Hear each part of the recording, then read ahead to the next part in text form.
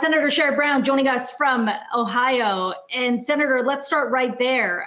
We've gone several months now without an extension of any of those additional unemployment benefits specifically for the federal level. Has the needle moved at all on these discussions as a result of the elections coming and going? It's not clear, Kiko. What we do know is the first stimulus package, the first big one, which passed the Senate unanimously, one study showed that it kept 12 million Americans from dropping below the poverty line, and the economy didn't get nearly as bad as it would have gotten because we put $600 a week for unemployed workers, and that's hundreds of thousands of people in my state alone, money for schools, money for local governments, help for small businesses so they could at least stay afloat and keep their payroll intact and not go out of existence permanently, all those things. But come July and August, most of that expired. And essentially, President Trump and Republican leader McConnell, the leader of the Senate, said to Americans, you're on your own.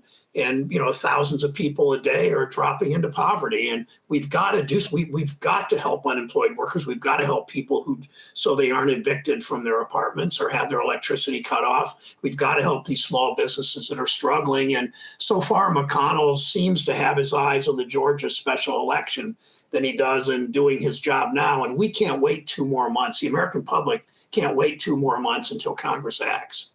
I mean, to that point, we're looking at a number of deadlines here. The eviction moratorium, for example, expiring. We're looking at a number of states where we have seen those benefits come to an end as well. I mean, if the focus really is about trying to take back the Senate or hang on to the Senate for Republicans, are we talking about a 2-month delay? Are we unlikely to hear anything or any kind of resolution on the stimulus until Joe Biden does, in fact, take the oath of office? I hope not. I mean, there's no reason that we all can't do 2 things at once. I mean, the special election in Georgia matters to me. It matters to senators in both parties, but it's not my job. My job is to get Senator McConnell in the White House to do a package now.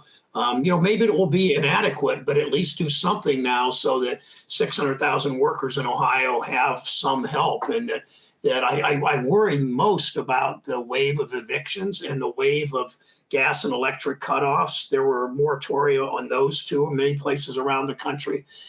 Going into the winter in a state like Ohio, as cold as it gets in the midst of a pandemic, doing nothing is just immoral. And we know government has a role in this. And it's the government's actions that kept millions out of poverty, as we were saying earlier, in the spring and summer. And we need to act again.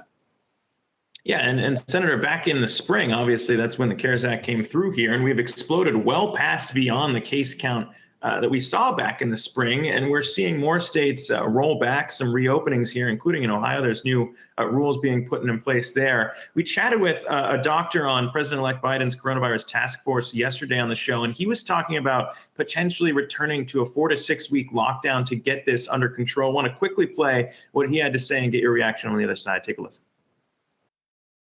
If we did that, then we could lock down for 4 to 6 weeks. And if we did that, we could drive the numbers down like they've done in Asia, like they did in New Zealand and Australia.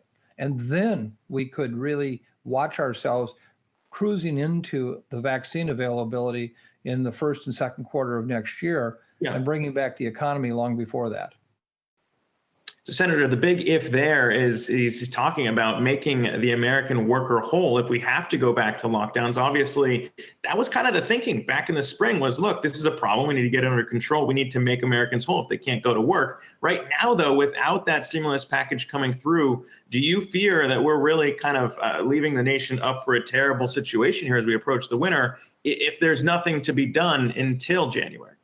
Yeah, a lockdown is the absolute last resort.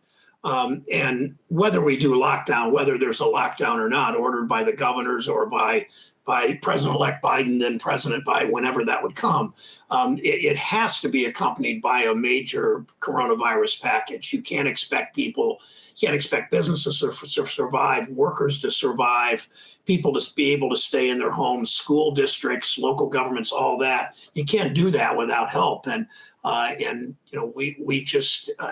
so far, Senator McConnell just doesn't seem to want to act. President Trump sort of moved on to fighting on the election and not even talking about the coronavirus. But I'm heartened only in that President-elect Biden's team is already in place and for the coronavirus that's made up of scientists. You're not going to see Biden do a briefing day after day after day from the White House. You're going to see doctors from the CDC and medical researchers and experts, public health authorities do these briefings, instructing Americans of the importance of this. I mean, just go back briefly, if I could, Zach, go back to February, March. Imagine if instead of lying to us, the President of the United States had said, this is a potential pandemic. I'm going to start wearing a mask. We all should. We need to social distance. We've got to get really serious. Instead, he told us it was a Democratic hoax and all the things he did. Imagine where we'd be today. Would be, people would be back at work, our kids would be back at school, tens of thousands of people would still be alive. We can't miss that opportunity again and not do it right. Well, that may be true, Senator. But when we're looking at kind of the situation right now, Ohio is obviously suffering, similar situations as other states are, as we see cases rising in all 50. It only took 112 days for Ohio to hit 50,000 cases back in the summer, but 13 days to see another 50,000 case increase in the state here. And this is not something Ohio is alone in experiencing right now. So really, when it comes to what we should be doing today, what are you pushing for in terms of where the Senate can make its voice heard and trying to get something done? I'm pushing with the administration more testing, contact tracing, and still scaling up using the Defense Production Act to scale up all of that contact tracing, doing enough testing, and for protective equipment. There's still too much competition between and among hospitals and among the states because the president himself didn't take the leadership, and he essentially turned state against state and hospital against hospital. We can't do that again. And we need to do the Recovery Act. We need to do a serious coronavirus act. We need to do both those things. Senator McConnell is still saying, America, you're on your own on this, but we've got to move on this and keep the pressure on. And we can't wait until the new president on January 20th. Too many people will have, as you say, 5,000 Ohioans. We've had days where 5,000 Ohioans have been diagnosed, and the deaths are growing. We're over 1,000 deaths nationally now.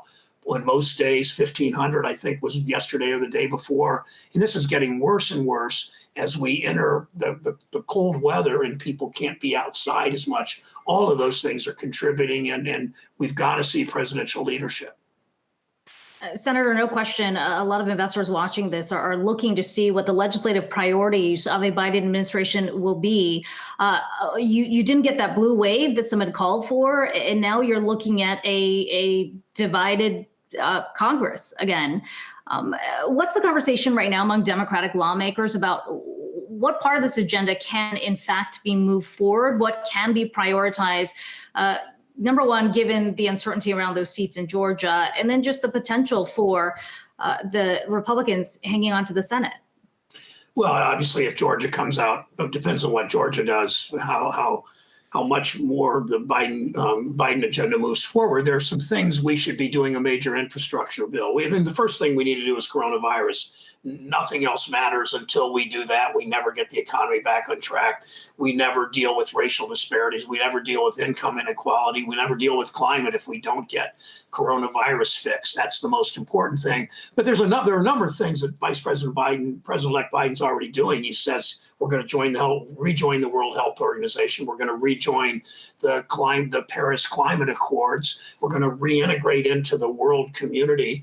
We're going to expand voting rights to what they were before this very conservative Supreme Court snatched away a number of voting rights from people. So there are some things we can do, some through executive orders, some through the president acting internationally, but most importantly, dealing with coronavirus now. And if we don't do it now, the first order of business come January. Yeah, and Senator, what's interesting too is seeing all the shifting priorities right now. We saw a vote that was scheduled in the House on the Kamala Harris-sponsored MORE Act that would legalize marijuana at a federal level here. That was postponed due to pressure coming from Republicans saying that Democrats weren't focusing on the pandemic at hand. And now we've seen that vote rescheduled for the House floor here in December. Obviously, a lot of that's not going to move anywhere if Republicans maintain control in the Senate, but we've seen kind of a shifting priority for a lot of Americans out there. Even South Dakota, a deep, deep red state, voters there voted to approve recreational marijuana. So curious to get your take on where the Senate might stand, even if it does remain Republican controlled, and what kind of the Democratic push is now that Kamala Harris is there as VP elect, and where the party sits right now in terms of marijuana. I just don't think that's a major priority compared to so much else. I mean, the state of Florida increased the minimum wage to $15 and on the ballot, strong majority of Floridians. So the country wants to see the Senate do way more than it's done in terms of wages, in terms of all kinds of other issues. I don't know if Mitch McConnell has gotten out that letter in the mail, frankly, because he just wants to mostly sit tight, confirm more judges. We did that this week again, and tell Americans you're on your own. So I just don't think there's any way to predict what he will do. He may be, as Akiko said, he may be the minority leader, not the majority leader come January. And if he is the minority leader, we will see the Senate move on all kinds of issues that matter to the American public. Otherwise, it's just, I really do think it's Mitch McConnell's view is you're on your own and we care about judges.